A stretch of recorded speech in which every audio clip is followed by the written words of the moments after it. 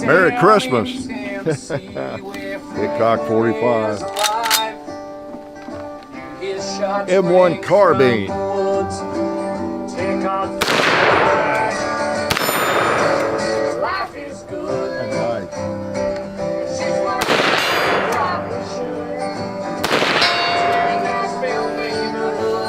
Not a bowling pin.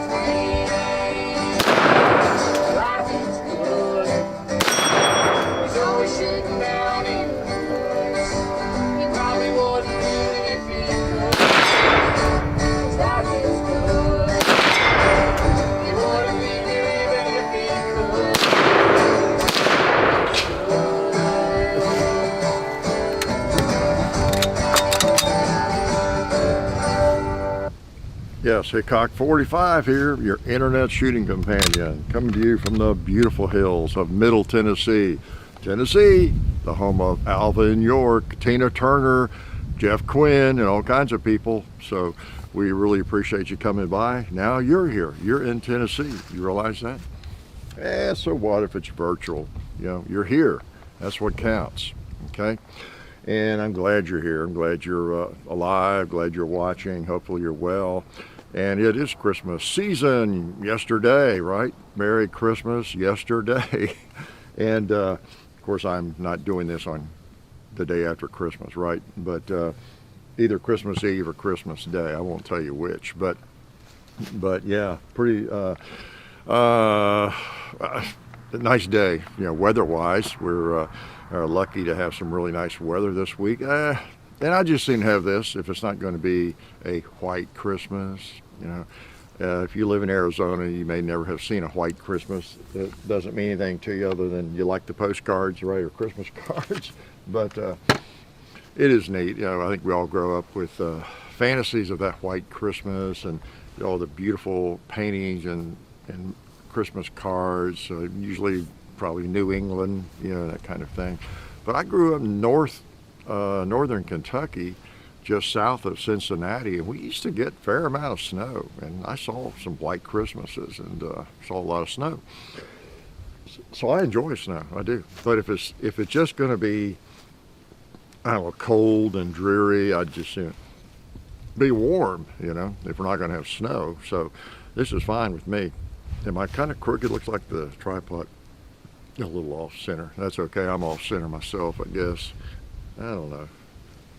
It's maybe me. But I appreciate you coming out today. And got a couple of firearms. If you saw the picture on Instagram, I'm trying to remember each week now to post a picture on Instagram of the table and what's on it, you know, before I mess it up.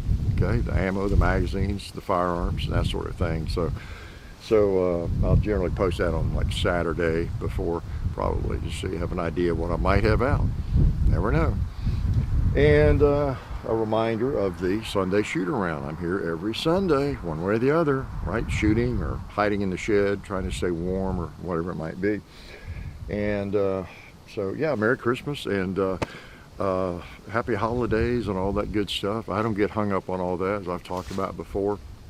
Some people celebrate different things around this time of year, and some people celebrate nothing, and you know, whatever.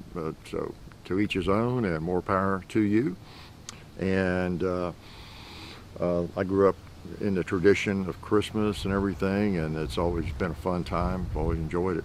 And so here we are, about to start the new year 2022. Pretty amazing, isn't it? 2022. I remember back in the 1990s thinking how strange it would be when the year 2000 arrived. It would be so bizarre. And I was teaching at the time. I remember the class I had that they were going to be, it didn't occur to me, but they were going to be the class of 2000. And that was a big deal, you know. And they were the class of 2000 because the year 2000 actually came and went. And but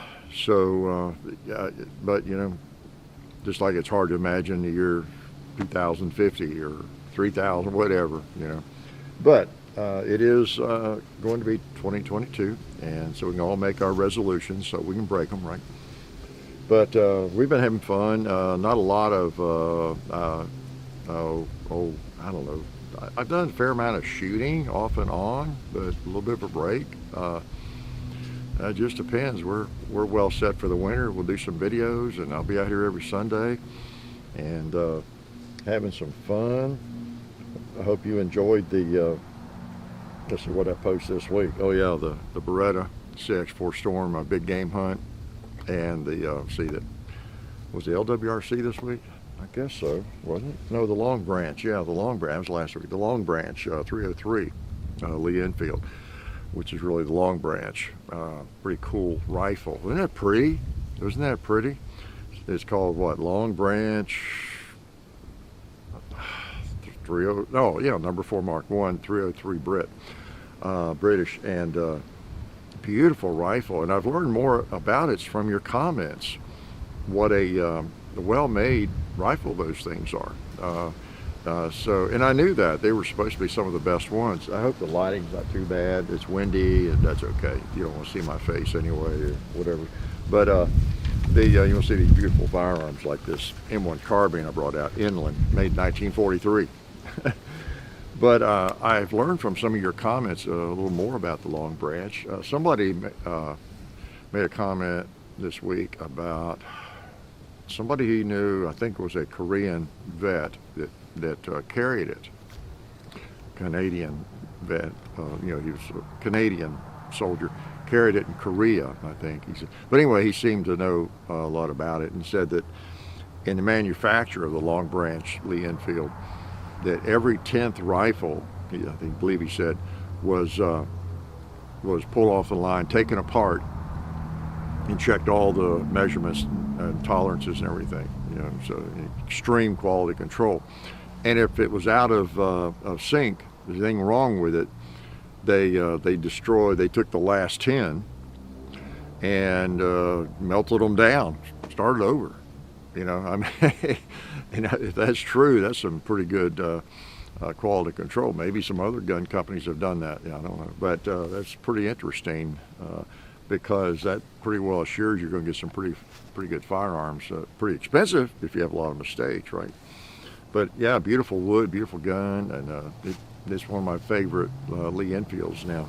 So pretty cool. This is my favorite M1 Carbine. Can I shoot it again? And yeah, this is the one. Hope you've seen it. It is. I'm shooting soft point. It is the Inland, made in 1943, and it's all original, all correct. I've done 2 videos on it, and one of them was pretty extensive. If you want to learn more about the M1 Carbine, it may not be the best video information-wise on the M1 Carbine out there, but I did go into a pretty much depth on it and the companies that made them, and gave you some references for that, because it's a very interesting study. It really is, how we mobilized all these companies to build this thing with interchangeable parts and everything. Very, very interesting study. If you like firearms, study the history of the M1 Carbine, okay? It will be well worth your time and effort. Now, these are really short. They're almost worse than an AK for me, like a stock, Warsaw pack, AK stock. They're so short. But, I don't even have any of my slip-on pads, extenders for this that'll fit it. So I just kind of suffer through. You notice I missed the first shot at whatever I was shooting at there. It kind of took me off guard. My nose was against my thumb up here and everything. It really is like a toy gun to me. It is to a lot of people, I think. All right, let's put another one on the gong. Oh, red plate. Love that ring. Is my pig still standing? Oh, he fell down. Let's try that turkey over there on the hill. Oh, wow, pow. Nice sound, nice sound. How about the sound of a bowling pin?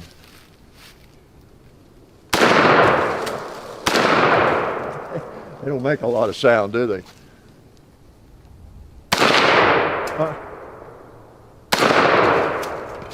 Okay. So I missed one, and then I got 3 with 1 bullet, so I guess it made up for it, however that happened. I see a empty paint can there. I'm gonna try to pick off. All right, that's a nice little rifle. I don't want to overshoot it, but I'm going to shoot it. It is, again, a piece of history, and this is the museum, the Hickok 45 Museum. It's a living museum. We shoot our artifacts. That's what we do. We take care of them. We clean them well. Take a few shots with them, and this is what we do. You know, speaking of bullets going across, I was thinking as I was shooting, what was it recently, or maybe I'm just noticing on the some comments on that little short we posted with the the Civil War rifle, or the 1855 Springfield, and in something else recently. I know what it was. It was this week. It was the CX-4 Storm, the big game hunt. There were several comments about how slow the 9mm is and all that kind of thing. And that reminds me of making a note of something I wanted to bring up. But let's see. Yeah, oh, good. This has been the case since we started doing videos, and it just is what happens. People who have not been on a range a lot, or a range other than some big flat range where you're shooting paper targets or just whatever it might be. But when you're shooting at a lot of the targets I have, they're with a black background or a shady background, against a hillside, and just different things. Because your background makes a difference sometimes. And you got a camera behind the shooter. Someone's shooting out in that direction, and I've got a camera right here. It's a phenomenon of and I should have thought about this before I brought it up. I could have looked it up. There's probably some scientific terminology I should be using. But almost any round that you fire, if the bullet is visible for some reason as it's going through the air, if it's at all visible because it's a tracer, right? Or maybe the light is back here and it's shining on the bullet as it's trailing off into the distance towards the target, and the light is behind me, and so, or from the side, whatever it is, it's a lighting issue. I have been shooting on the main range over there before with especially larger bullets, 45, especially lead bullets. I know you're saying, aren't all bullets lead? Well, I mean, just lead, hard cast lead bullet, no jacket or anything, but it could be with either, especially 45. In the evening, the sun's kind of down, and you're shooting into the targets over there with a 45, and I can see them I'm not talking about the camera, I can see the bullets going toward you. It's almost like it is like shooting tracers. It's just, the light has to be just right, and the sun in the right position or something, and you'd be shooting those targets, and you actually are seeing every 45 slug going down through there. And it's not just 45, but so it has to do with the light, and you're looking at it from behind. So whereas if you're broadside to a bullet going from there, point A to point B, I don't think you're going to see it. It's going too fast to see. Well, think about it. When you're watching it from behind or the angle, you're seeing the entire path of that bullet. If you're seeing the bullet, let's use tracers as an example, okay? Because that's kind of what you get occasionally when the light's right on the range. Like with the CX-4 Storm, some people were seeing the bullets, and you know how we shoot big old heavy bullets out the gong sometimes, and because of the camera angle, you can see the bullets going out to it, and different things. Okay, so let's just pretend they're all tracers. Well, you think about it, you're kind of behind it, and so you're seeing the entire flight of that bullet. Maybe it's a half a mile, but to you, it's just like from here to here, okay? Because you're not watching from over there and going all the way across in a big arc, right? That doesn't explain it well, I realize. I'll tell you a good example. Most of you have seen some footage from military footage of like 50 cal rounds going up in, or whatever kind of rounds, anti-aircraft being fired up into the sky. And if the angle is from behind the shooter or near the shooter, and they're going up toward that airplane into the sky, it looks like they're going in slow motion, doesn't it? They look really slow. It's just it's the angle. You're seeing a great deal of distance covered, and you don't really realize it. You're seeing a half a mile covered very quickly. We're just not used to seeing bullets, right? Bullets move fast. They cover a lot of ground. We don't see them. But if we're sort of behind it and the light's right, it acts like a tracer. And tracer is the best example because I can think, gosh, so much Civil War, so much World War II footage, with rounds going up into the sky towards something, and you see them and they look slow. They look slow. So it's an illusion. It's a visual phenomenon, whatever you might want to call it. Okay. So those someone said something about those 9mm bullets were so slow. Well, no, in the 6.4 storm big game hunt this week. No, they're training very fast. In fact, because they're coming out of that longer barrel. Right? Factory ammo, and it's just you're seeing them. That's the other thing. A lot of people you don't see people with handguns or pistol caliber. That's it. Pistol caliber rounds as much shooting at longer ranges because they are not as fast as a rifle, right? You don't see many 5.56 rounds going through the air, right? That's hard. It's hard to get a look at those unless they are tracers, okay? Because they're going so fast. But so when we shoot something at the gong or over on the hill or something with any distance, there's I mean, it does take a little time for the handgun bullet to get there, and so you sort of pick that up when you're behind it with the camera, all right? It also makes it look like there's more arc to it. I mean, for 15 years, 14 years, we've been doing this. Whenever we shoot a 45 ACP at the gong, I can think of comments all through the years. Wow, big old bullet's useless, or man, what's the velocity on those, or that is the slowest bullet I've ever seen. So just throwing them out. Well, again, it's because you're seeing the whole flight. You're right behind the shooter, and you're seeing it going 80 yards. You're seeing that bullet, the entire 80-yard flight of it, just like watching a baseball pitch or something. You're seeing it. So there's going to be drop. There is an arc. You don't realize that when you're just shooting something. That's what bullets do, especially handgun bullets. There's a curve there, and you're seeing the entire curve because you're behind it. Okay. All right. Whew, that's enough physics for the day. But it if you're not used to seeing that, you're other than in video, and you wonder what's going on, or I think a lot of people, a lot of new shooters, inexperienced shooters, just think that that's the thing. I don't want you to think that you're getting the wrong impression. If you think anytime you see the bullet, wow, that's a slow round. No, just standard round. Standard round. Okay, it's just the angle and everything. And again, handgun rounds are slower, of course, by a fair amount than a rifle round. So that's what you're seeing. Now that's all cleared up, you can sleep a lot better. And so can I, knowing that I've explained it to you, all right? And made it as clear as mud. Okay, what else? Look, what else I have out here? Got from Bud's, the old Browning, it's not a Browning, it's the Springfield, the version of the Browning high power. This is the SA-35. Just came in this week, and been anxious to look at it, shoot it, compare it with the original, the Browning high power. And I have one, FN, early one, made early 50s and everything. So, and I've had another one that was a little bit later than that. It was made in 70s, 80s, I forget. But so I've had a couple of them in my life. Just two? Yeah, just two. And then we borrowed one for a video early on because before we started doing this, I had traded it off. And I talked about all that in our Browning high power videos. So yeah, here it is. And then guess what? I've not fired it yet. I loaded some magazines.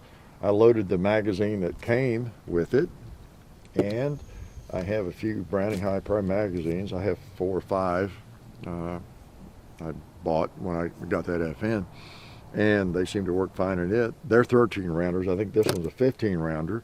They did something different, I believe I read to the follower. I've not done all my research on it, but I'll shoot some more and do some more research and figure out all the differences. I know some of them just by looking at it and messing with it. But I think the magazine holds 2 more rounds, 15, because of a change in the follower, but it's the same dimensions, on the magazine. It doesn't, protrude or anything. It's not extended.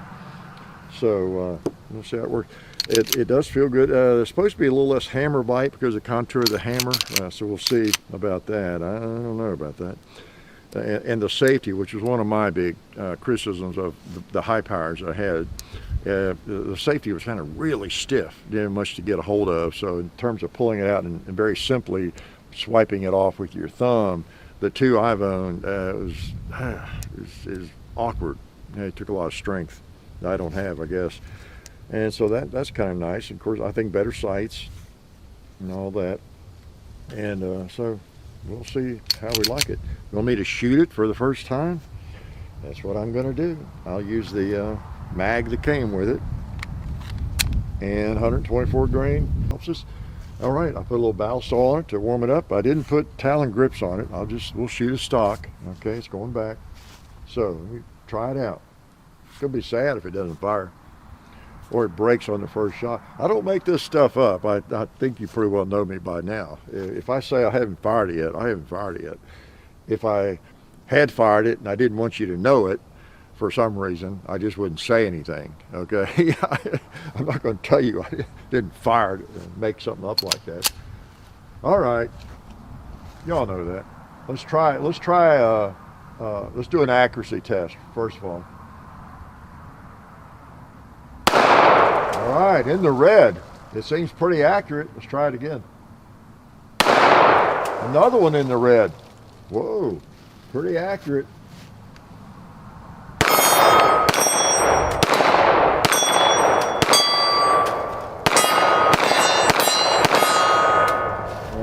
Let's try the Mr. Gong out there.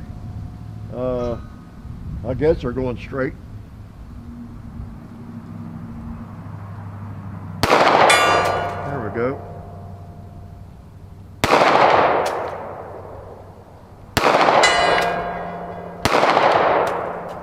All right.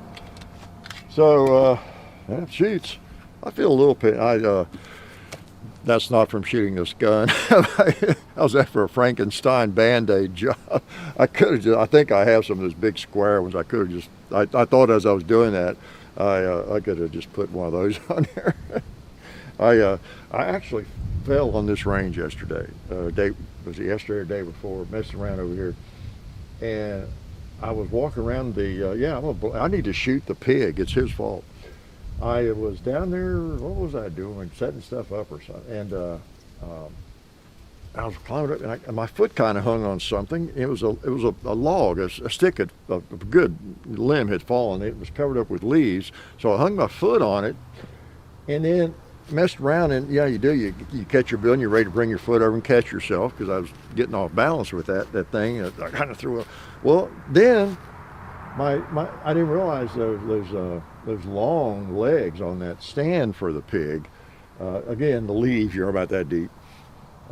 They go way out away from the target, further than a lot of targets. And so then I tried to lift up my leg, and I hung it on that too. And man, I went down. I just was, just two obstacles I didn't overcome fast enough. And okay, I'm going down. And so I went down, and I fell against the other stand and knocked the whole thing over and ripped the chunk out of my hand on the steel, probably where it had taken a bullet. Whenever you shoot steel, unless it's AR-500, you make some jagged edges on it, as you know. I have to watch that over on the range 2, those monolith targets, those 1-inch thick little steel squares, rectangles I shoot at in range 2 videos. They're very thick. And we don't shoot those, except from a distance. Yes, I don't know, 90 yards or something, or 100, because it doesn't go through them. But it's far enough away, we don't have any trouble with it. But you get jagged edges where the bullet goes in. It drills in and leaves some sharp edges. So you have to be careful resetting them. I've been shooting them,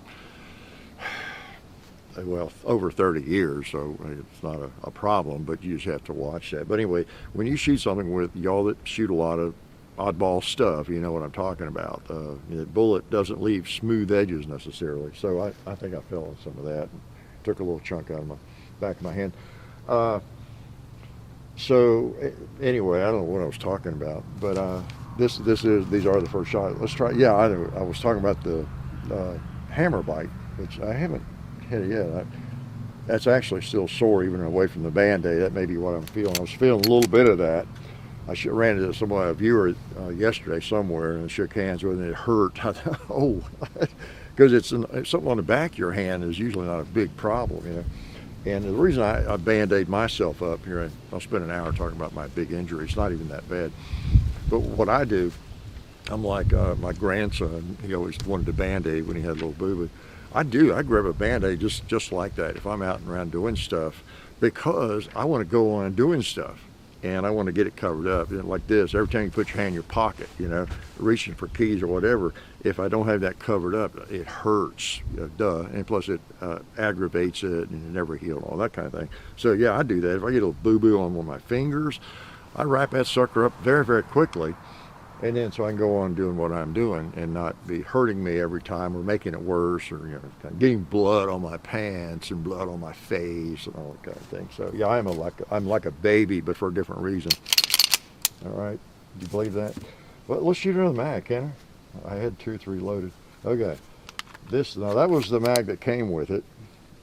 All right, so this is one of my other high-powered, just generic mags. I don't know who makes these. Oh, there we go. Well, made in Italy. At least we know where they're made. That's close, right? That's close.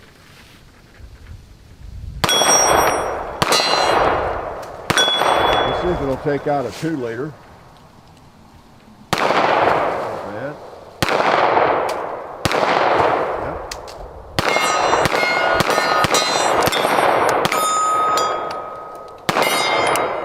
To hold on target, it will. Yeah, not bad. Feels pretty good. No major hammer bite. Most of that I'm feeling is from my boo-boo, my fall. Yeah. The high power, pretty cool. Really cool design. For those who don't know, it was John Browning's last design. He died before they were totally finished with it. And a guy with an unpronounceable name. I think I'm gonna start. Let's see, was it S? Yeah, his initials would be DS, I guess, if I remember his name right. Yeah, I'm just gonna start calling him DS. Everybody else seems to want to avoid saying his name because it's kind of unpronounceable, or there's 18 different pronunciations. I'm just gonna, DS is my pronunciation. It's like JR, right? Bubba, JR. So yeah, DS finished the job. I think Browning am I correct? He died like at the workbench, I think. Didn't he die at work, maybe working on this, literally, I think. I don't know if he was beating on it with a sledge ball peen hammer or what he was doing, but I think he died, I think, at the FN factory, the plant, and they were working on this gun, this design. So his last design, pretty much, and it's not all his. His buddy DS, I think, had a lot to do with it, some of the improvements and everything. So, but it's still John Browning. It's cool. Some of the things supposedly that he says he would like to have done, I think, with the 1911 anyway. So he had all those years to study the 1911, and then in designing this, he was trying to, take it up a notch, And so pretty neat. I've always liked the high power. It's an all steel gun, and in these days, unless you're looking for an all steel gun like this, it's hard to compete with all the wonderful polymer wonders. And I don't really use that in a derogatory sense like a lot of people do, because there are so many polymer based firearms now.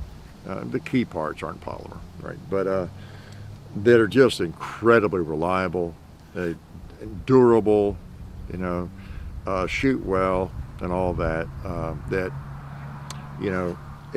they're just in a lot of ways surpass it. They're lighter, all that kind of thing. But in his day, 13 rounds of 13 plus 1 of 9mm was, wow, kind of a new thing, so pretty cool. I remember guys carrying these back in the 70s, and that's when I got my first one. I remember a guy showed me his. He had it in a glove box, and he showed me that. I said, "Oh boy, that felt like it fit like a glove," And I wasn't that familiar with it. And then he showed me 13 rounds, I said, "Wow, that's amazing," And it just feels so good. I just had to have one, So, all right. In the days of all the newer capacities, 13 doesn't sound that impressive, right? But now it holds 15. Okay, pretty cool. So anyway, a couple of nice guns out here. I've told you, I think last week or what, I've been meaning to get the M1 Carbine out. I see it and kick it around and have to move it, and I got to shoot that. I miss it, and so that's what I'm doing. And I had this, so I always like to just take a few shots first time around, start to get an impression of it, then shoot some more in different stages, not stages, but different intervals. Sometimes when you fire a gun, you got to fire a couple, 3 mags, you get initial impressions. It could be negative, could be positive. It could be overly negative or overly positive, your first experience with it. And I find, I go back and shoot some more, and then another time or two, then maybe, go out and shoot a fair amount at one point. And, you just, and plus in the process, I'm taking it apart and cleaning it, not because I want to make sure it doesn't malfunction, or not because I'm trying to avoid a test of it, whether or not it will function, reliably when it's dirty. I don't do a lot of that because especially these days, we're going to fire 1,000 rounds just to see if it's reliable when it's dirty. Let somebody else do that. But it'll be on the internet. We'll know if they have a problem, if they get a little bit of dirt in them or whatever the gun is. But I don't know, I enjoy firing it some. Like with this today, I'll fire a little more, but I'll take it apart, clean it, and lube, make sure it's lubed well, and just check it out, and get an impression of how it's made and everything, and then I'll shoot it again. And you sort of you don't really get to know a firearm, I guess, is what I'm saying, unless you have kind of field stripped it and cleaned it, and then you shot it and just kind of go through that process. Even though it may not be like hundreds of rounds, it just helps me get familiar with the firearm. Even if I'm not going to field strip it in a video, I don't know, I just like to know what I can about it just from the actual firearm. So it feels good grips. So anything you want to know about? Oh gosh, there's probably so much I'm forgetting to tell you. That's all right. Let me see before I get too far afield here, do I have any advice for young people? I'll tell you what, I've got some advice for young people. Do this. Shoot if you can, but get out in the woods. Get out in the woods. I think it's one of the problems that we have with people who live their lives on the concrete, maybe in an apartment and on the concrete, in a car, in front of a screen all the time, or looking at a screen, whether it's a TV or an iPad or a phone, whatever it is. Really, if you're young, try to put all that stuff away and get out and go to a park or anywhere. Get out in the woods. Be careful where you go, but just get out and learn to enjoy nature. Maybe become a Boy Scout. I don't know, but or help with the Scouts or whatever it is, or go to a campground, maybe, depending on what age you are, high school, college, whatever. But not many places around that you're not be able to find a park, a state park, maybe a national park, and find out where the hiking trails are, find the ones that are suitable for you and safe and all that. But go with a friend, ideally, but just get out, and forget about the screens for a while, and just observe the changing of the seasons, and get cold, dress up well, but just get out there, plow around in the snow or in the leaves, and just notice the vegetation, animal life, whatever. That's the real world. That's the real world. What you see on your phone is not necessarily the real world. You might see a video of the real world, but it's just different, right? Just different. Anyway, that's my little piece of advice. For one thing, I think if we're just on those screens all the time, and and watching the news and watching your news feed, whatever news feed you follow, it can get, it can be, I think, anxiety producing for one thing. I can see it in myself sometimes, or my wife, or people I know. If they just watch too much news, or if I watch too much news, even if it's good, smart people, right? You get really a little too much caught up in that if you're not careful. And you think, oh, the world's coming to an end. Why even try? Why even vote or whatever? I mean, you get a little too caught up in it if we're not careful. It can happen to all of us, right? So that's my wise advice, right? My unwise advice. What should I shoot next? How about this thing again? Oh boy, I'll tell you what. M1 Carbine. Got to think of another reason to get it out.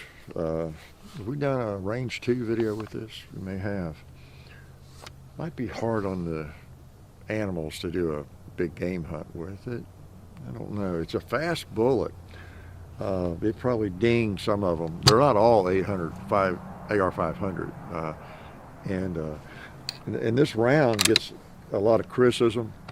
I talked about that in the videos, but how this was really a replacement for the 1911. This wasn't meant to be a new Garand or anything. People compare it with the Garand, the 30-06. It was never meant to be a 30-06.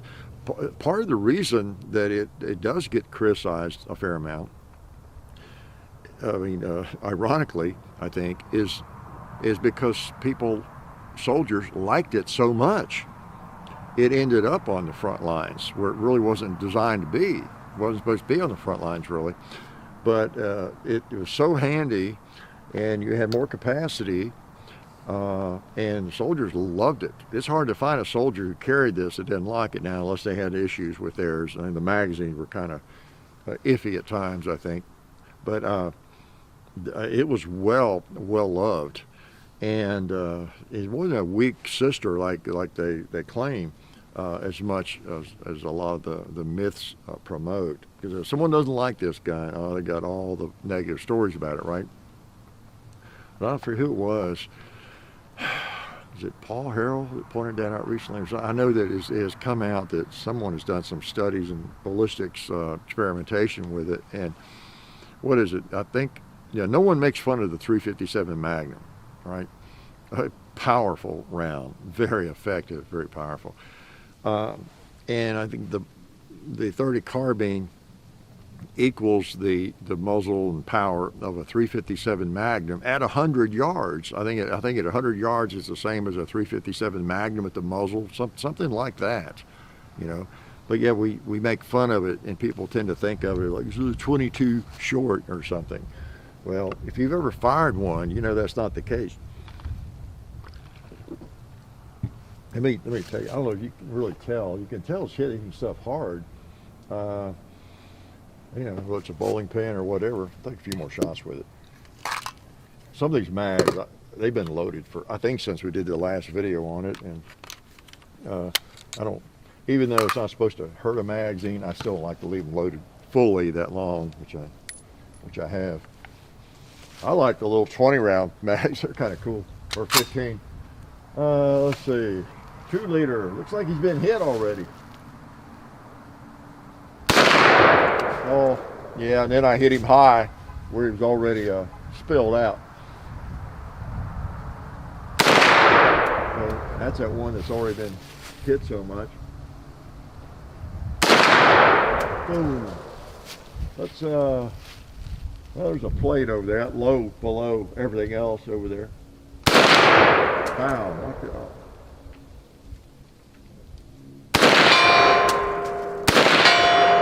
It gets there fast. I'll hit the turkey. Boom. And hits hard. I'll put one on the cowboy. Yeah, hits it hard. I don't. That's AR-500, I think. But a nice little carbine with plenty of punch. Plenty of punch. I think I said in the video, I would, if I were in World War II or Korea or wherever, I think I'd be fine with it if it was reliable, had the reliable magazines. And, and couldn't reach out to 300 yards maybe, let the guys with the Garands do that. But I tell you, just a lot of firepower and very, very effective. Now, I would want an extension, though, if I was going to carry this in battle, okay?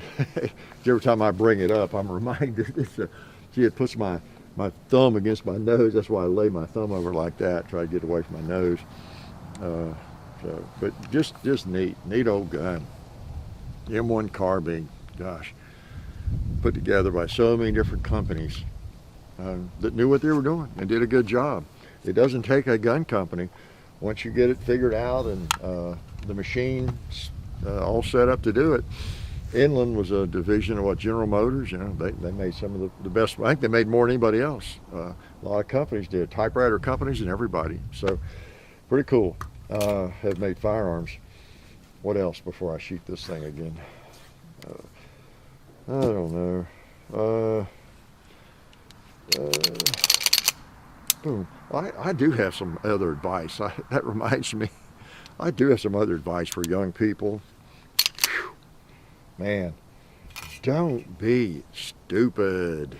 I didn't realize, I think there was some kind of, I don't want to get too much into it. There was something, was it last week or so ago, based from TikTok, I guess, or something, I don't know, but people were going to make comments or postings about doing evil things at school, put it that way, right? And some weird stuff like that.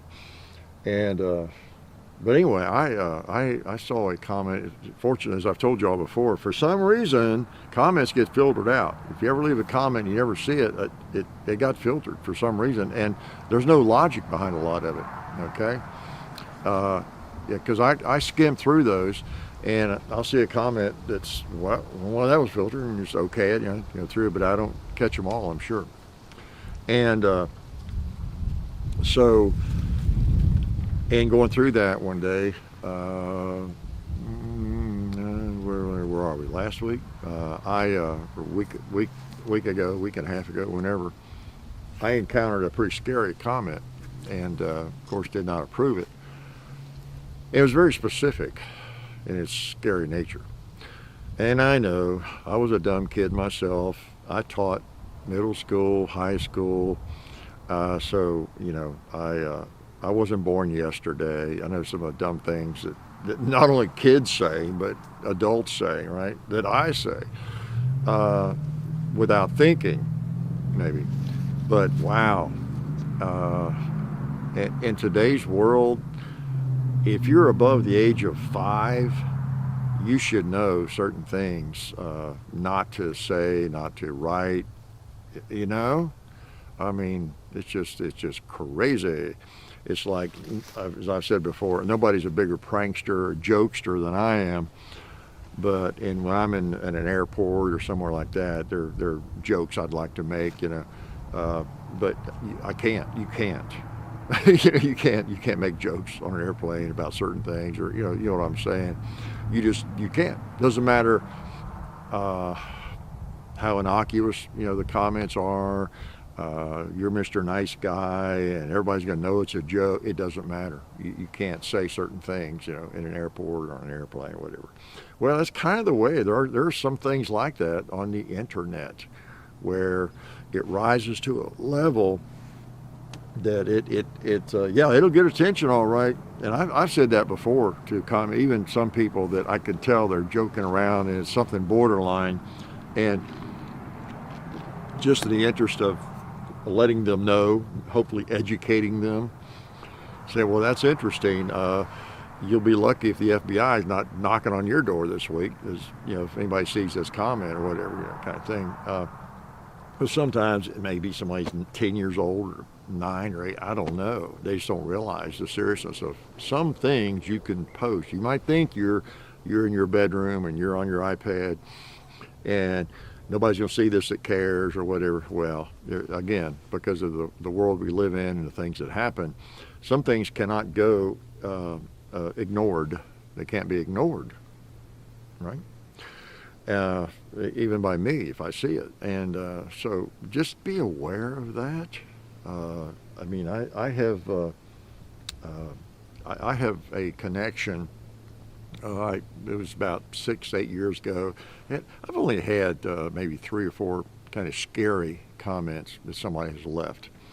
And you know what I'm talking about. I mean, really kind of scary threats, not to me, but just threats kind of things. And so I found who to talk to and a contact with the FBI, and I've got them, you know, my email, you know, and I let her know, and I let others know.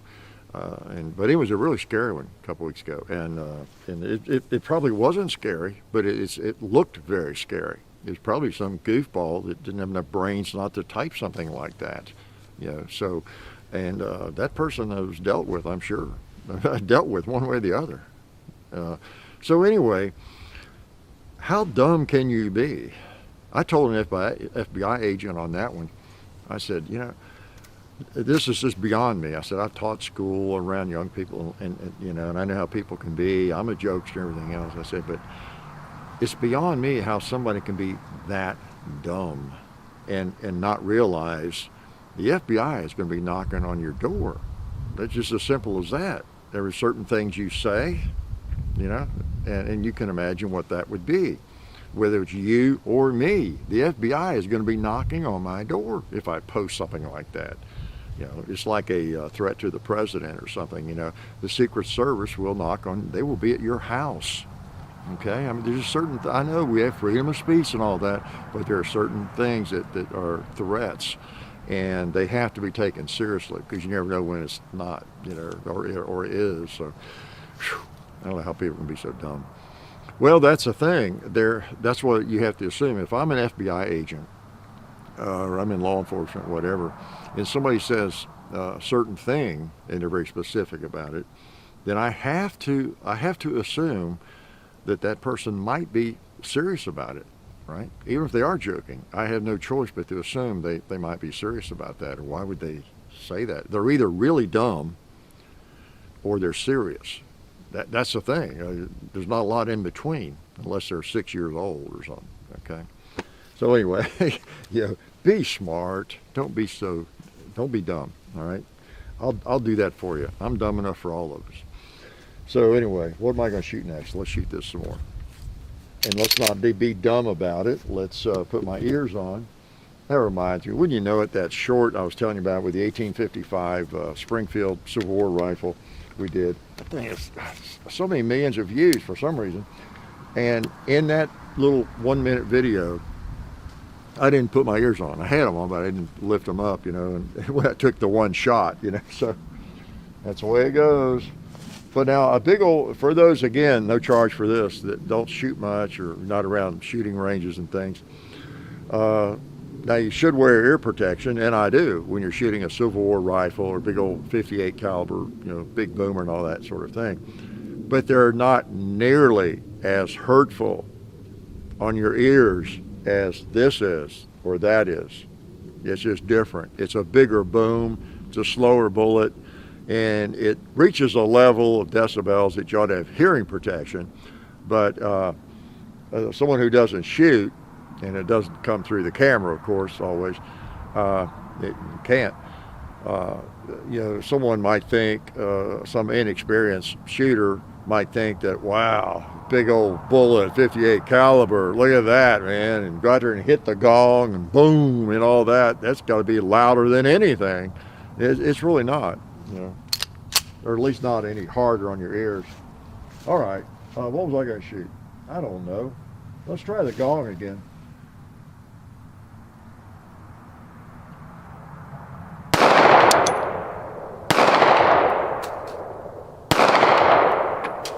Where's it going, y'all? All right.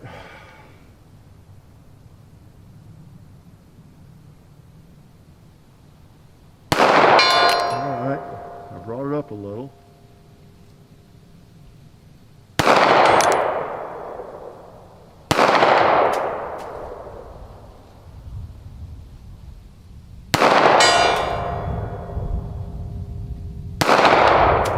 Okay.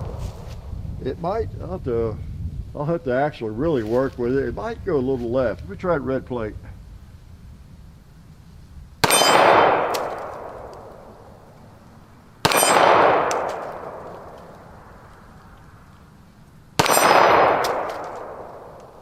Well, no, at that distance, those three are a pretty good group, but they're just a hair left of where I was trying to hit. That's the kind of thing I do. It may be fine. It may just be me, but I can adjust and slide the rear side if I need to. But I tend not to do that unless I'm really certain it's going left. And mostly I was not holding quite high enough on the gong when I was missing. I don't think it was necessarily a windage. It might have been though. I was trying to hold right. Here's another physics lesson. I'm just loaded with them. New shooters, young people. If you shoot something like pretty close like that, and let's say I was holding right in the middle of that red plate, you probably can't even see it, but all three of them went just a little bit to the left of where I was holding, just a little bit, maybe like half an inch. Okay. Well, when you get out to 80 yards, that half an inch is going to be a lot more, right? A lot more, enough to maybe even miss it if you're already holding over to the left side, right? Gosh, I tell you what, I should write a book on physics. Just got 2 rounds left in this thing. One, let's finish it off. 1 round. All right. Anything else? Oh gosh. I got a question for you all. I'm having trouble with my signal with Verizon. I've been with them for like 10, 15 years or so. They always had the best signal, but it's dwindled where I live, and I'm gonna, if it doesn't get improved, I'm gonna be looking for another carrier for my cell phone. I haven't studied this for years because back in whatever 15 years ago, Verizon was obviously had the best coverage. And but is anybody rivaling them now? Anybody have another service that you get really good coverage signals wherever you are? Okay, as good as Verizon? Has anybody risen to that level or surpassed it? Just anybody has an opinion on it? I'm sure everybody has an opinion, but it's what I thought was funny for the cell phone carriers. They always advertise pricing and all that kind of thing. Well, all that's really good. You may have the cheapest phones, the least expensive phones, and the least expensive plans, and that's what they always focus on. Well, that's great, except if you happen to live in Nashville or where I do, or all these places, if you're in these 27 counties in Tennessee, coverage ain't so good. But our plans beat everybody. So I typically ignore all that. The coverage is the most important thing to me. Imagine that. So I guess I've probably, yep. Oh, I know one thing to clear up a little bit. We have several videos, and I've noticed they get more activity recently after that movie studio shooting, the how not to carry a revolver. The Hickok 45 was wrong, or I take apart the double action revolver and show you the hammer block or that kind of stuff. Those seem to be, I don't know if YouTube is recommending them or suggesting them because of it's just, who knows what the algorithm and the artificial intelligence does, on Google. But I see a lot of comments, people saying things like Alec Baldwin should have seen this, or should have seen this first, or this video first, or this wouldn't have happened. All that, a lot of that kind of stuff on that. And then, should you carry 5 or should you carry 6 in a single action Colt? That one is popping up a lot too. And how not to carry a revolver or whatever, a Colt revolver, single action revolver. Those are popping up a lot in a lot of comments. And there's a lot of comments, like I say, people seem to think that would have made a difference. Just understand, and most of you do, with that situation was much different. Apparently that situation had to do, I don't know what it's going to, when you get to that business, that case, I don't know, but whether or not the hammer slipped off his thumb, and whether or not he had his finger on the trigger is what that one comes down to. Okay, that one didn't really have anything to do about the hammer resting against the firing pin, or in a Colt to be the hammer resting against the primer, okay, which, you know, it go off if you hit the hammer. I demonstrate that in videos, and it happened to cowboys. They get a bullet in their foot because, you know, the stirrup on the saddle hit the back of their hammer, or just whatever it might be. Gun fall out, hit a rock, and hit the hammer, and, you know, shoot them. In fact, the Ruger did that back in, I think it was the 80s. That's one reason they've got all this stuff on the barrel about read the instruction manual as a result of, I think, part of the settlement with the lawsuit or whatever. Somebody had a Ruger Blackhawk in the seat of his truck and loaded fully. It was the old action, like a Colt, before they started putting the hammer blocks and all that on. And that's, I think, why they started doing that. And I only stopped when it fell off the seat into the floor and hit on the hammer and shot him. I don't know if it killed him or not, but he probably does. But so yeah, there's more proof. It's not BS about that hammer resting on the primer. And I know you still also, a lot of people are so knowledgeable and they're tough and they carry it with 6 rounds, and that's fine, and they say it's all BS and all that kind of thing.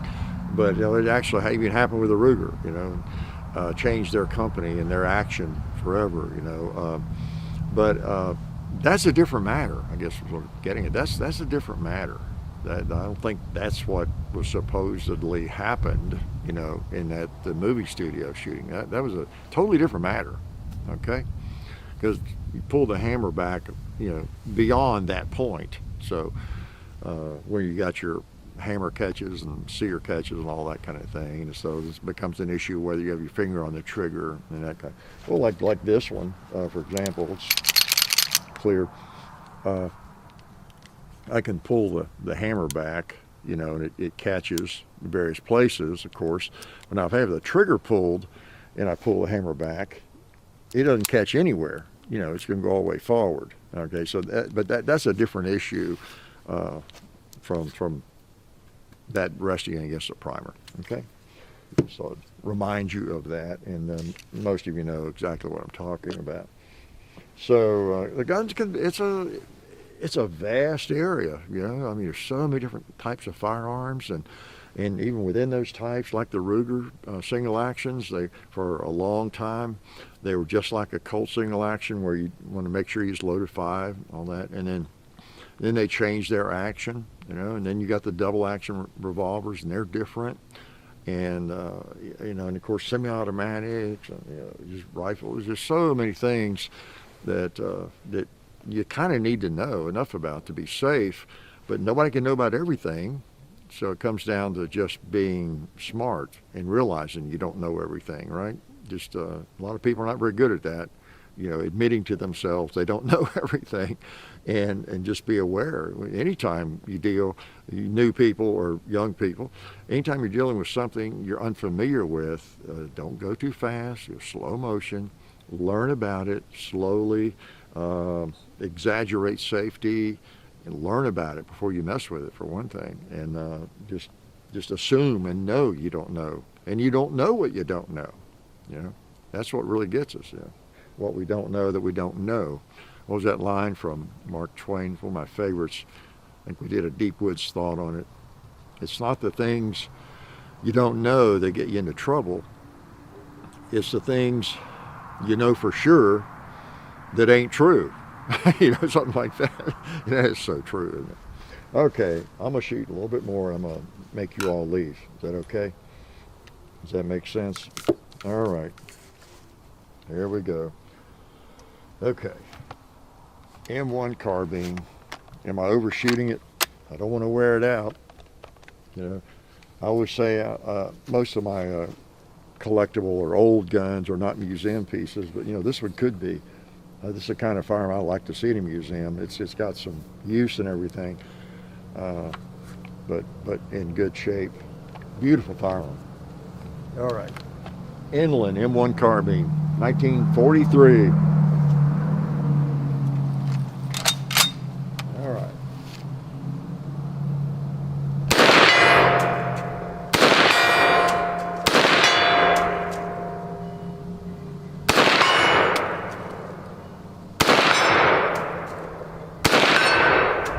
Nice gun. Oh, there's a bowling pin. It's not been popped. Pop this one again.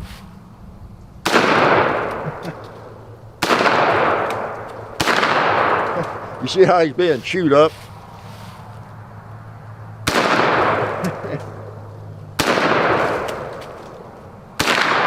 There's not much left in him. It's just sawdust.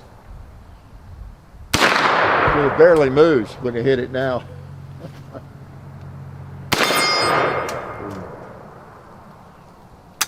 Click. All right, magazine didn't hold it open. All right, we're clear. Nice. Nice old rifle. Carbine, excuse me. Yeah. So that's what bowling pins do, especially if you've been outside a while. They make great targets. They eventually, especially once you've shot them a little bit, then water can get into them more easily, and they begin to rot away. And or even if they don't rot away, if you shoot them enough, you'll end up making kind of sawdust out of them. And that's why over the years you may have seen a pin sitting on a stand somewhere. Like I think it happened over here a few weeks ago. If you're shooting at it with a rifle especially, and you just know you hit it and it didn't move, you know, or barely moved, it's like almost empty inside, perhaps. And especially when they're hanging, you just can't tell. If they're sitting on something, they'll usually fall over eventually. But yeah, they get hollowed out, so you're really just shooting at that, just like like a 2-liter, just a plastic case. You know, that's what happens. And you think you're a really, really bad shot, and you might be a really, really bad shot, but you're actually hitting it, and it's just not moving. But generally, they make great targets for a good while until they rot away, start rotting away. So I guess I'll let you go and invite you back next week. Hopefully, we'll still have some good weather. We're going to be getting, into January, aren't we? You know, just the word January, the connotations of that word are what? Brr, cold. So we'll see. We'll see how that goes. So anyway, I hope you enjoyed the videos we posted this week. You caught them all, and you're keeping up with us. You know, plant 3, 4 every week, counting the Sunday shoot around. And if you're new, this is a Sunday shoot around. It's different from other videos. It's just me bringing out some guns that I am in the mood to shoot, maybe, or I need to shoot, a couple shots, and start trying out something, and talking to all the loyal viewers, all right? And all you folks that get up Sunday morning with a cup of coffee, and, you just like to start your day with a little gunfire, and like I do, right? But I don't start too early. I wait till about 10 o'clock before I shoot. For the sake of neighbors, and I don't shoot late ever. I don't shoot after dark, really. I mean, I've done it a few times. Like in the winter, it could be dark at 5 o'clock or 6 around here sometimes, but I don't have any reason to be out shooting in the dark, really. And so just don't even do much of that anymore, unless I'm trying out some, I don't know, tracer or something like that, But shooting is fun. If I have to tell you that, and we're lucky today that the weather's nice. It's a little chilly, but not bad at all. And like I say, I hope you had a good Christmas. You're having a good holiday season, and whatever you celebrate, or if you celebrate nothing, I hope you're having a great week. Because if we're not careful, that's one of the things that helps divide people. People can be really divisive with everything. Race, religion, gender, you name it, and that's what the politicians are always trying to do. The media's trying to do, because it gets votes, it gets viewers, and it gets attention, it creates drama, keeps people coming back, and we've talked about that a lot. So let's not do that.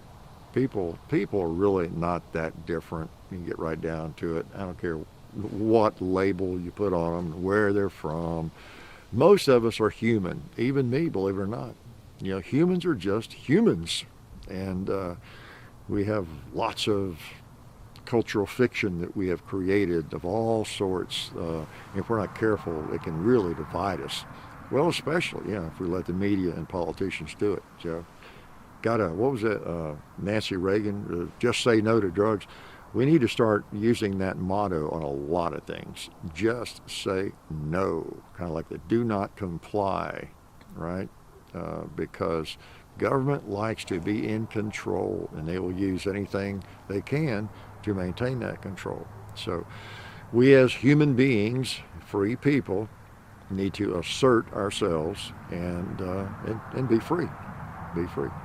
So I'll let you go with that, and hope to see you next week. Okay? Come on out here into the woods. I'll probably be plinking with something. Life is good.